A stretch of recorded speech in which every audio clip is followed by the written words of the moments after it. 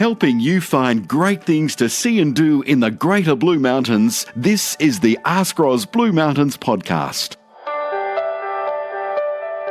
Welcome to episode 12 of the Ask Roz Blue Mountains podcast. In this episode, I speak with Georgina Khoo about her upcoming event, the Most Wuthering Heights Day Ever. I kick things off by asking Georgina what inspired her to start the Most Wuthering Heights Day Ever. The inspiration actually came from a performance group called Shambush over in UK at the 2013 Brighton Fringe Festival. Decided to break the record. I didn't know the record existed, to have the most lookalikes in one place at a time. And so who they chose was Kate Bush and Wuthering Heights. So they had over 300 Kates dressed up and men, women, children dancing outside. And from there in 2013, it just started to take off all around the world. And so in 2016, a local lady, Miriam Williamson, who is an artist and has been amazingly involved with Australian Council for the Arts and all sort of artistic events up here. She is a Kate Bush fan, and she decided this is what we have to have in the mountains. So I was brought on board as a choreographer, and then with her schedule sort of became so busy, last year I took on being the organiser as well. So I happily came on board because I'm a sort of mid-70s baby, so I know, Kate Bush's Wuthering Heights came out in 1978, but my absolute love as a kid was Babushka. I would dance for ages, sort of copying her, and we had the old record player, and I'd dance to Babushka, I'd dance to anything Kate Bush, ABBA, Helen Reddy, and so Babushka was one of my all-time favourites. So I certainly remembered what Kate Bush looked like. I certainly remembered her songs. And then in my early 20s, I sort of rediscovered Kate Bush as well with some of her later songs. And so I was really happy to come on board. This venture of yours is really you just reliving your childhood. Yeah, exactly. Well, I laugh because I didn't come into thinking I'm going to be a dance teacher and own a dance school when I grow up. I sort of fell into it along the way. But my childhood was going to dancing 4 days a week, and starting at the age of 3, going to dancing on Saturday morning, coming home and watching the midday movies. So, Gone with the Wind and National Velvet and, all the amazing midday movies. And then I'd go into, it was actually the record player was in my brother's bedroom for some reason. I think it was the biggest, and I would just make up dances. So all of my childhood was making up dances, and if we wanted to go to a friend's house, we'd make up a dance and song and dance and present it to our sort of parents to convince them for us to go and have a sleepover, basically. So I spent my childhood doing that and continued dancing, and then went to acting school, and then became a drama teacher, and then sort of suddenly became a principal of a dance school 7 years ago. So, it is my childhood. I just find it fascinating. Yes. That's what I grew up doing. And now my sort of everyday life is making up choreography, which was always my most favourite thing to do. I always picked up choreography quickly, and I always wanted to make up dances. So, it's funny that you never know sometimes where you're going to end up, and I've ended up where I'm meant to be, I guess. You're from Shine Whitworth Falls Dance School, aren't you? Yes. So I sort of took that over about 7 years ago now, and it's still, as I said, a high school drama teacher. It's still teaching, and my love is just to teach and to facilitate and to guide kids, and the enjoyment of having kids. It's just I get to do it without.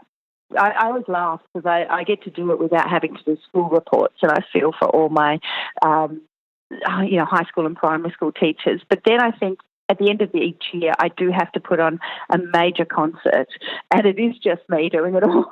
So I don't know whether I've made life harder or easier, but I certainly love going up to work. I don't see it as work. I always say I'm going to dancing. So, I love doing that. That's wonderful.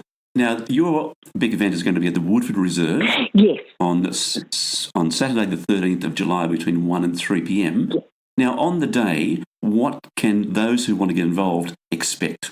So you can turn up on the day to be a spectator. You can turn up on the day to be a performer.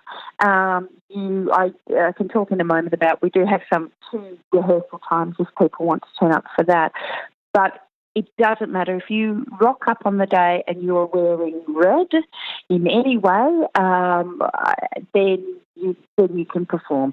Last year we had Pterodactyl Man, and he was amazing. There's beautiful photos on the Facebook page, and it was in the Gazette for that. And we've had dogs dressed up in red, and we've had young children through to, I think a lady was in her 70s, men in dresses.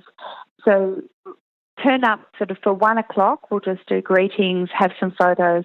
We'll do a run through of the dance once or twice. So if you haven't danced the dance before, that's fine. There's many people to copy from. I'll also put up the choreography of the rehearsals as well. And then at 1:30 we dance the dance and we sing as high as we can. And then afterwards the idea this year is we've scheduled it to be at the same time as the Woodford Academy's open day, so we can wander up to the Academy afterwards, and they have a number of volunteers there to do a guided museum tour and amazing cafe there. If you're dressed as Kate or any loosely version of Kate, as in red, then you can get in for $5, and they've got discounted amounts for families and children, obviously, and students and seniors.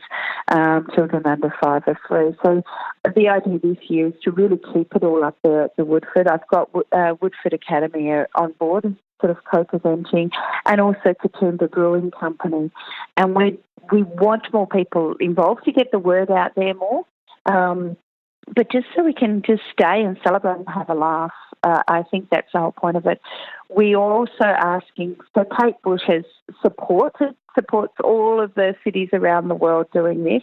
All that she's asked is that it's a not-for-profit event. So for me, I felt it was really important, being that it's Kate Bush and it's such a beautiful sort of feminine energy, that the money goes towards the Blue Mountains Women's Health and Resource Centre. So anything that we raise will go towards them, towards any that they can use in any way to help them with all their services that they provide for women in the mountains. That's fantastic, Georgina. I really wish you well on the day. Just a reminder for everybody that it is at the Woodford Reserve on Saturday the 13th of July between 1 p.m. and 3 p.m. and wear red and have a fun day. And have a fun day. And it's, when we turn up to rehearsals as well, people I think why people come to the rehearsals, it's an extra chance to do the dance and have a laugh, and everyone laughs at themselves.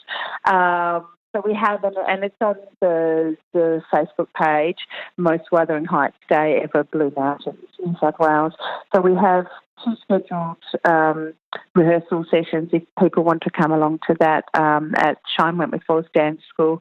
That's on Wednesday 3rd of July, 6:30 to 7:30, and Wednesday 10th of July, 6 to 7 p.m. We just ask for a gold coin donation to cover cost of the hall. There'll be my dressmaker there for anyone who hasn't raided the cupboard or hasn't gone to an op shop and wants to have their own dress for the occasion anyway. And she comes up from Bathurst and she makes measurements, and then magically a week later the dress is all ready for everybody.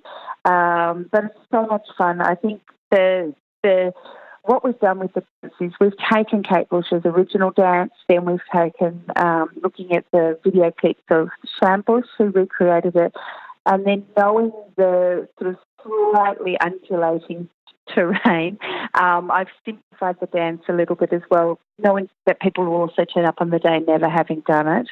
And so we've taken amazing steps that they've created, and I've kept in the zombie walk, the pterodactyl step, the Macarena's in there, the air guitar, lift the hand move is a lot of fun as well. So I just think it's so quintessentially the Blue Mountains, for the mountains to get on board with this. And we've always got something on every single weekend. And it's only a couple, 2 hours on, we always magically have sunshine, knock on wood, on that day. And it's just being out under beautiful blue skies and dancing the dance and enjoying, come and watch, if you don't think you can dance. But this is not a so you think you can dance competition. This is, the love of Kate Bush, one of the original sort of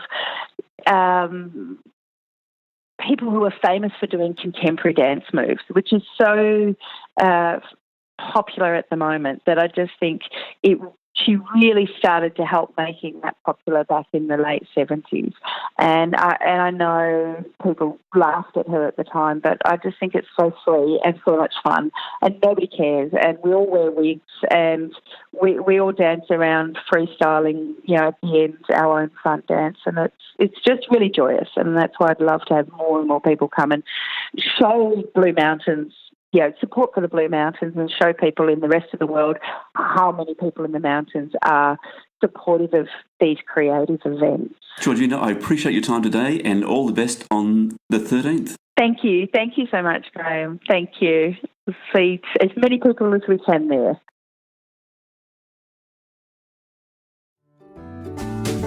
Well, that's it for episode 12. Be sure to check out our website, askros.com.au, and our Facebook page, Ask Ros Blue Mountains.